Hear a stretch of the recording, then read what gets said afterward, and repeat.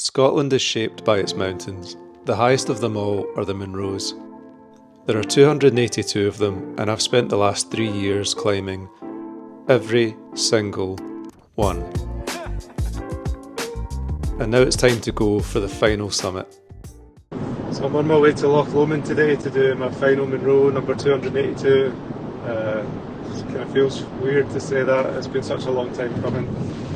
My final Munro is going to be Ben Vorlich at Loch Lomond, and I chose that one partly because it's close to where I started at Ben Lomond, and it's near to the central belt, so it's easier for family, and it's a nice short one as well. I'm actually coming down from the Highlands today, so I'm passing through all the areas that I started Munro bagging about 3 years ago. It's one of the things I like about Munro bagging. You get this like a patchwork of memories throughout the Highlands. You know, driving through here, every summit I look at is a memory of a day out. Most of them really good. I think it just sort of brings home the scale of it. I'm coming up to the Three Sisters now, which is where you start for Bidding, Nambain. I did that in 2021 in a heat wave. I think it was about 29 degrees, which is very hot for Scotland. I'm just coming up to patchwork Moor, which is one of the most iconic mountains in Scotland. I did that on my 37th birthday, 2021. Another really good day. I remember there was this thick black cloud that just hung over the mountain all day. Well, that's what I'd like to do again. I'd like to go up Curved Ridge, I've not done that yet. And it's not a Munro, but I'm also passing Benacruelast up there on my left. An amazing viewpoint for patchwork Moor on the right. I did a wild camp up there on my way home from Skye when I did my second Munro. Love it. I think on any Munro round you'll have 1 or 2 days out that stick in the memory for the wrong reasons. I'm just coming up to one now. So it's Ben Accolade there, and there's another one next to it. I'll throw the names up on screen. I did these two in February, I think it was 22. I got a bit of a late start. I think I started about 10 o'clock, which is really too late in February. And it's quite a big day. I immediately got lost, couldn't find the path. I still to this day don't know if there is a path. A number of quite awkward river crossings at the start, and then I ended up on train tracks for about a mile because I couldn't find my way at all. So I was desperately trying not to get hit by a train, which is not ideal, and then slogged my way up onto the ridge, and there was pretty much a near whiteout, and I knew it was quite a narrow ridge and corniced. That's possibly the most scared I've been out of all the Munros I've done because I was terrified of falling through a cornice. I seriously thought about turning back, but I'd come so far at that point that it would almost have taken as long to go back as it would to continue, so I pushed on. It's quite deep snow up in the ridge, that took a long time. I finished in the dark with a head torch, which I think actually is maybe the only time I've had to do that. That was one of those days where you learn what not to do.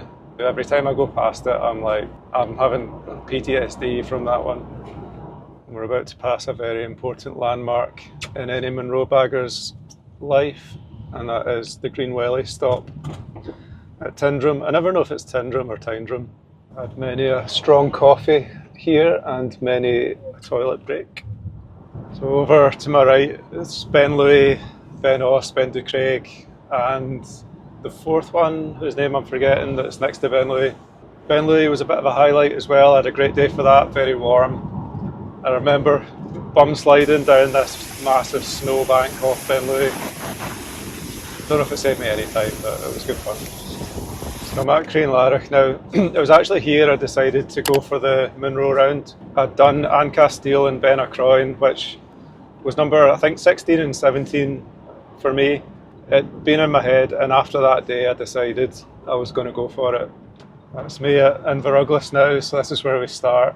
Just hope I can get parked because it's been really busy. Oh yeah, it's really busy. Where to go? There's Craig. Hey!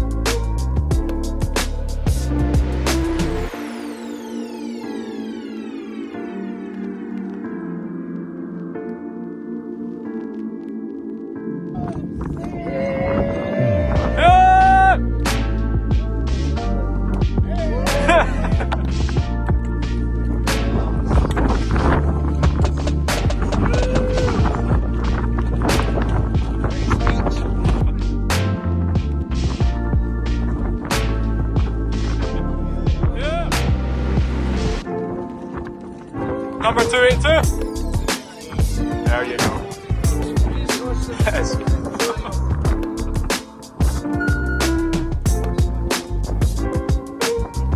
if I put another stone on now, you're going to have to come back and say,